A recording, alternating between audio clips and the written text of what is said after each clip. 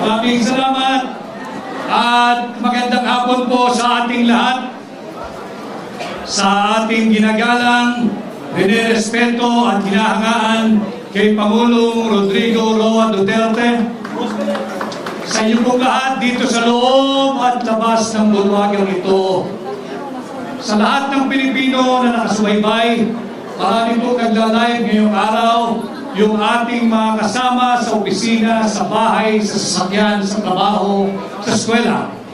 Ganon din ho sa mga Pilipinong overseas Filipino workers at migrants saan makpanig ng mundo po.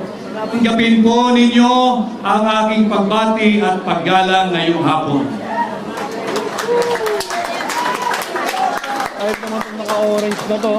Ako po ay nagpapasalamat at ako ay gabilang sa inyong programa ngayong hapon. Salamat kay Pangulong Duterte at ako ay isinama dito sa tinatawag nating Duterte Senatorial Candidates.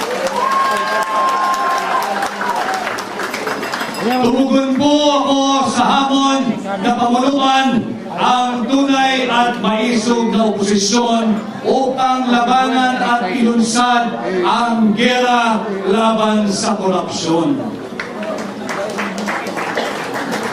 Ang war on corruption na aking pinamumunuan is not just a campaign slogan. Nalalaman ko kung paano labanan ang korupsyon. Linabanan ko na sila minsan nung ako ay nasa Malacanang at pinagpapatuloy natin ngayon.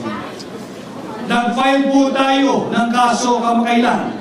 Linabanan natin yung anomalous, illegal, immoral, invalid, and unconstitutional and criminal 2025 budget.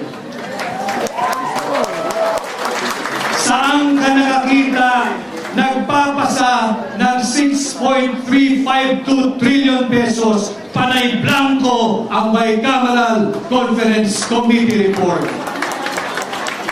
Sinasalauna tayo ng administrasyon ni Bongbong Marcos. Maraming nagsalita bago sa akin at nababanggit ang salitang suka. Alam mo ninyo, ang suka ang kalaban ng tanso.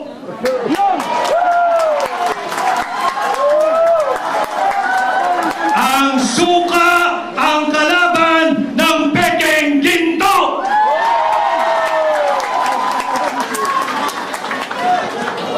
Hindi man po ako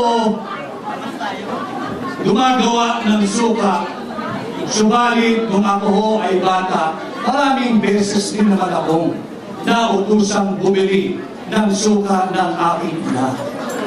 At wala pong nakakahiya doon. Sapagkat pagamat ako ho ay nakabili ng suka ng maraming ulit at nautosang bumili ng suka ng maraming ulit, may diploma ho ako at nakapagtapos ako ng ulit.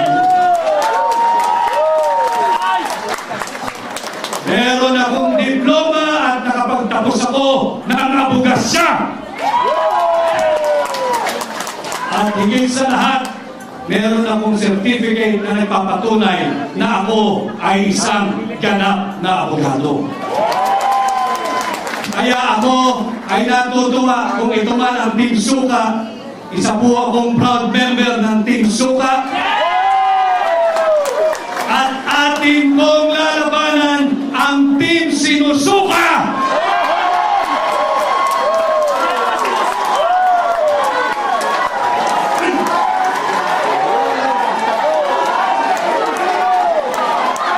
Labanan natin ang mga mambubudol!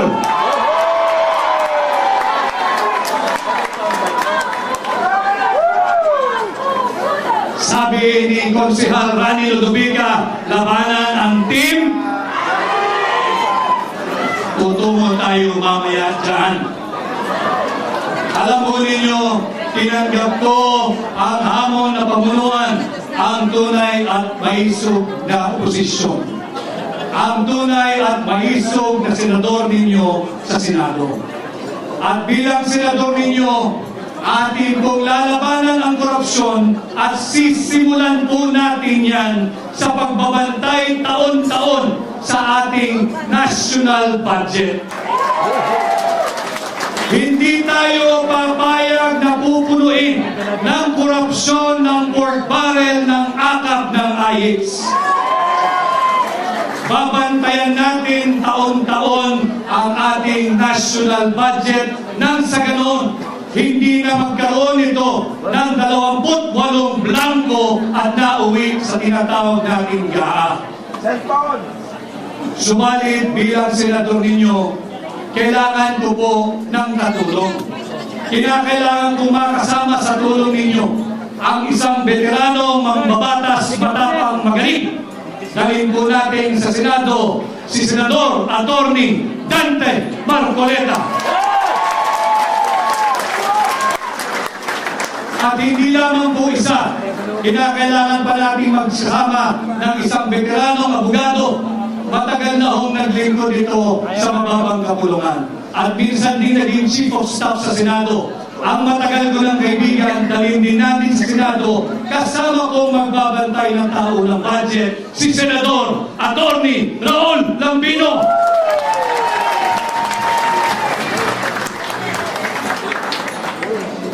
At bukod po sa pagbabantay ng ating tao ng budget, makailang beses ko na rin po napaliwanag at nailahan sa inyo. Bilang senador, aking pong aamyendahan ang tinatawag nating plunder law o yung batas laban sa pandarambong. Sapagkat hindi po makatalungan na habang tayo'y nagsasagawa ng proclamation rally ng Duterte senatorial candidates ngayong maghapon, habang tayo'y ninanakawan, hindi tayo makapagsampa ng kasong plunder sapagkat hindi pa umaabot sa 50 million pesos ang ninanakaw ng mga tulisan dyan sa Kongreso. Bilang senador ninyo, aamyendahan ko ho ang plunder law o yung batas laban sa pandarambong. Yung threshold na 50 million, ibababa po natin ito sa 1 billion pesos.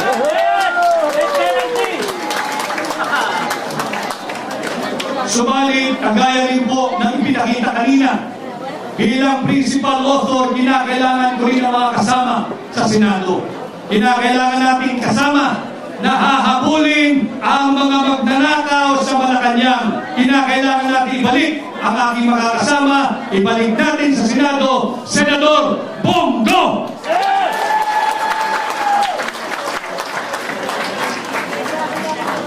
At kaparehas din po ng kanyang advokasya, ipinakita niya kanina doon sa video message niya yung tinatawag niyang Exhibit A, yung KOJC. Nakikita natin kung walang inam, pag walang korupsyon, kung lahat ng pera ay ginagamit at napapatupad ng tama. Sa Senado, kinakailangan ko rin ang kasama upang amendahan ang plunder law at kinakailangan natin dalhin sa Senado si Senador Pastor Apollo Kibuloy.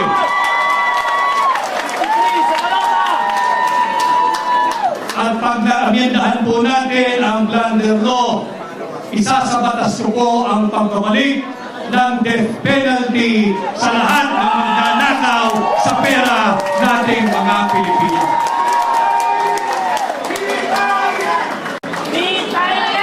At hindi pa ho nabubuo dyan ang Duterte senatorial candidates. Pag nagawa na po natin yan, meron na tayong pagbabantay sa budget, meron na tayong pagbabantay at pag-aminta sa plunder law, ang pagbabalik ng death penalty, lalabanan din natin ang muling paglaganap ng illegal na droga.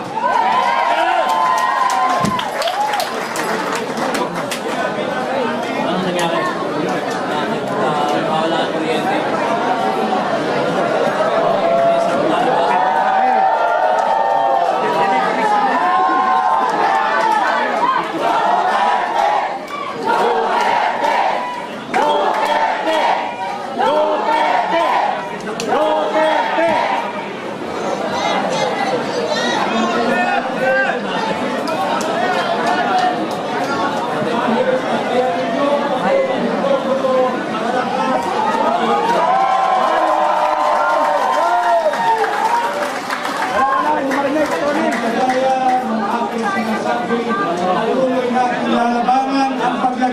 pagpapahuli ng iligal na droga. Bilang senador, ipapalukala ko ang pagpaminda dito sa batas na nagtatag sa Philippine Drug Enforcement Agency. Higit nating palalakasin ang PIDEA. Bibigyan natin itong kapangyarihan magsagawa ng taunang mandatory drug testing sa lahat ng tao sa gobyerno. Mandatory drug testing parehas sa elected at appointed official ng ating pamahalaan. Walang exemption. Sisimulan natin ito sa Malacanang.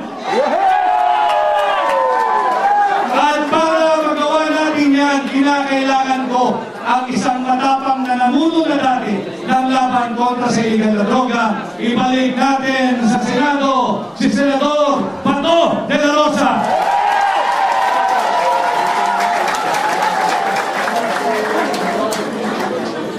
Siyempre, kinakailangan din natin ng mga kasamang abogado. Sapagkat laban sa illegal na droga, dapat ang parameters ay all within the Constitution and within the rule of law. Dalhin po rin natin sa Senado ang aking kaibigan, ang aking amigo, si Senator J.B. Hillo.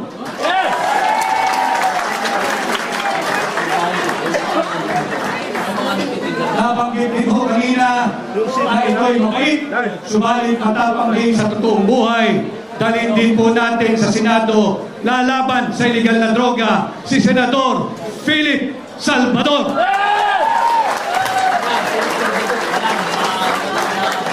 And last but not the least, tulungan din po natin ang bagong abogado, ang bagong kasal, ang bagong senador, Senator Attorney Jimmy Boto.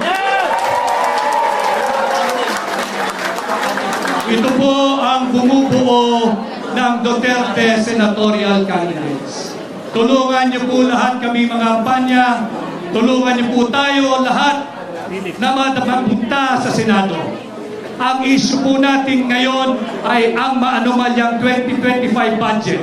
Subalit pilit nilang linilihis kung kaya't puwersa nilang ipasok itong unconstitutional na impeachment complaint laban kay Vice President Inday Sara Duterte.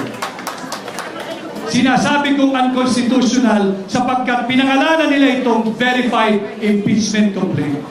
Alam ng mga abogado rin, pag sinabi mong verified, dapat ito'y nabasa mo.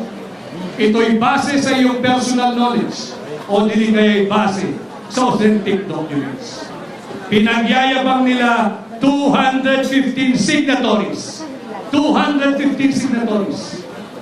Trinabaho nila ng 7 oras. You have to help me do that.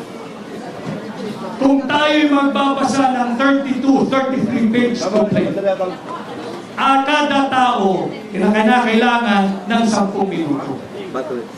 Sa loob ng 1 oras, 6 na tao lamang ang makakapagbasa at makakapag-unawa ng complaint na yan. 6 na tao sa loob ng 1 oras, i-multiply mo ng 7. 42 lamang ang maximum na makakabasa at makakaintindi ng verified impeachment complaint na yan. Saan galing ang 250? Pagbigyan na natin sila, siguro'y matatalino at sadyang henyo sapagkat yung blanco na uwi sa 6.352 trillion pesos budget. Kung makakabasa po ay 2 mambabatas kada 10 minuto, meron lamang pong makakapirma at makakaunawa ng 12 sa loob ng 1 oras. And again, you have to help me do the math. 12 times 7 hours, it will only give you what? 84 congressmen na nagbasa, na intindihan, na unawaan base sa kanilang personal knowledge o di kaya ay authentic public documents. Saan galing ang 215 signatories? Sa ayuda at sa akap at sa pork barrel.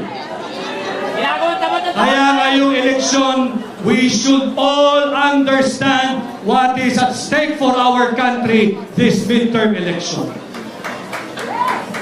Ninanakaw na ang pera nating mga Pilipino. Nagbebenta ng 25 toneladang ginto. Hindi sinasabi kung sinong bumili at magkano ang pagbebenta nito.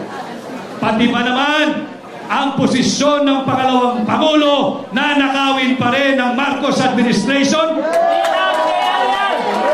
Kaya importante, mahalaga na tayo'y nagkakaintindihan. Let us protect the 32 million Filipinos who legally, constitutionally, lawfully, and democratically elected Vice President Inday Sara Duterte para ating maging pangalawang Pangulo.